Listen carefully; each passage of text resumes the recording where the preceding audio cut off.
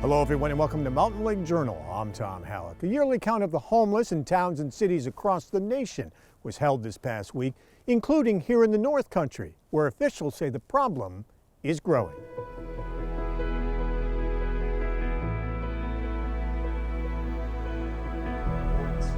Stakeholders who gathered in Plattsburgh this past week say things like the rising cost of living and housing, an end to government benefits from the pandemic, and more people facing serious mental health challenges and addiction have all played a part in contributing to what's become a growing homeless crisis here in the North Country. The increase in homelessness, the increase in housing costs, the increase in serious mental illness, the increase in substance use. I think if you look at our country, we're seeing an increase in many issues, social issues that I think sort of started out during the pandemic and they've really burgeoned since then.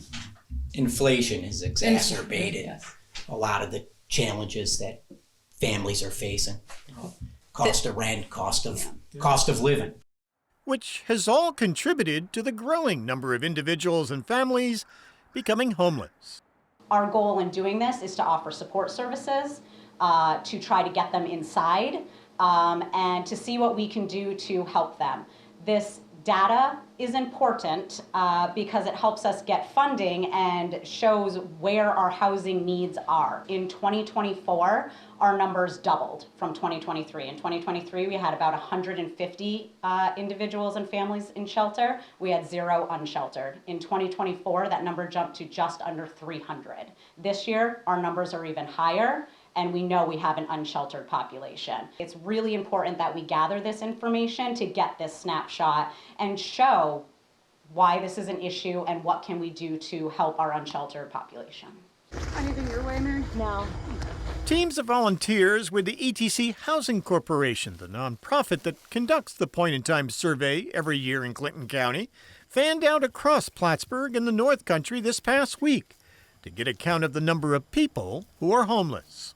And while it will take a few weeks to get this year's numbers, 2024 data shows 289 people were homeless, more than 100 more than in 2023, and nearly triple the number in 2022. Most are between the ages of 35 to 44 and split evenly between men and women, and the overwhelming majority are locals. These are our residents.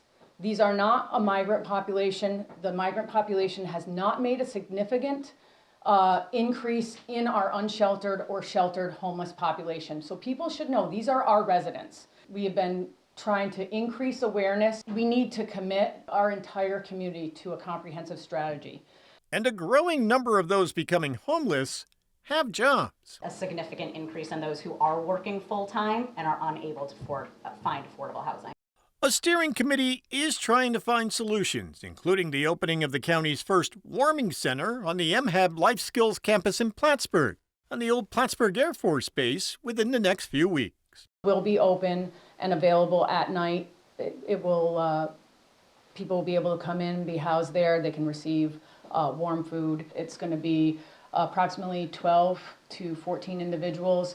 I think that will make a significant difference, to be honest with you. I know it doesn't sound like a lot of beds, but it will make a big difference for people that we've chronically had difficulty housing, right? And so once you take that population out, then you do reserve hotels and motels for families and children and things like that. So it will make a difference. It's a short-term option that Commissioner Peters says will help offset the demand for emergency housing. And it comes just as county officials are seeing a drop in the number of hotels and motels housing the homeless. This year we've had trouble with inventory in the hotel-motel areas, and some hotels that have previously worked with us have decided not to work with us for many reasons. Officials say long-term solutions will require more funding to add housing. A 4,000 unit deficit is part of the housing crisis that we're talking about. So it's that broad spectrum. It's affordable housing, it's workforce housing. The county has boosted its social services budget over the last 4 years from $41 million in 2021 to $52 million this year.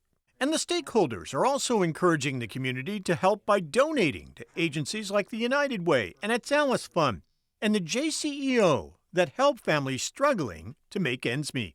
There's also efforts going on behind the scenes to prevent additional homelessness. So JCEO is a key player in that. We partner with them on a daily basis to give people a hand up to prevent eviction and other challenges. That's another big effort and an important effort. Again, while we're working on these other strategies, additional housing and various other strategies, we want to prevent people from adding to the number of homeless. We're seeking private dollars every day to help with our Alice Fund, and we use it, to prevent homelessness and to give people a hand up when times are tough. In hopes of helping more families find homes to live in, New York Governor Kathy Hochul this week announced new investments of more than $100 million for housing projects located in certified pro-housing communities that include the city and town of Plattsburgh. Hochul's Pro-Housing Communities initiative will approve up to $650 million per year in funding for towns and cities looking to increase their housing supply. Hochul is proposing an additional $110 million in funding this year to cover infrastructure and planning costs for pro-housing communities. For too long, New York has faced a real challenge that touches every single family, every community, every corner of our state, and that is the rising cost of housing. You know, we've seen so many people forced out of their communities. This is a crisis on steroids, and we've seen it. And this is another reason why people have sometimes had to leave our state, because there's other places that, again, had the ambition to build more housing. And I want to make sure that no one has to leave a neighborhood, no one has to leave our state ever again because we didn't have what it took to break through. About 275 communities across New York have been certified as pro-housing communities, including 30 here in the North Country.